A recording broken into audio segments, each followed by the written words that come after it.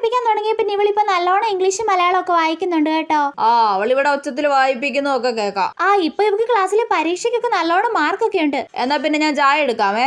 വേണ്ടെന്നേ. അല്ല, കുടിച്ചിട്ട് പോന്നേ. എന്നാ ശരി. മോളുടെ ഇവിടെ ട്യൂഷന് വരാനാ ഇവക്ക് കൂടുതൽ ഇഷ്ടം. ആണല്ലേ? എങ്ങനെ ഇപ്പൊ ഫീസ് ചോദിക്കുന്നേ? അത് കിട്ടിയിട്ട് വേണം പുതിയ ടോപ്പ് എടുക്കാൻ.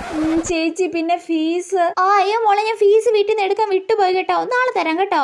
ശരി ചേച്ചി. മോളെ, പിന്നെ ഇവക്ക് മലയാളത്തിൽ ഒരു പാഠം പഠിപ്പിച്ചിട്ടില്ലായിരുന്നോ? ഏത് പാടവാ?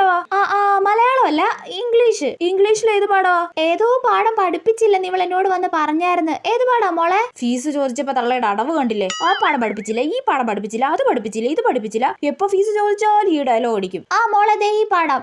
അത് പഠിപ്പിച്ചായിരുന്നല്ലോ. ഞാൻ പഠിപ്പിച്ചില്ലേടി? എനക്കറിഞ്ഞൂടാ.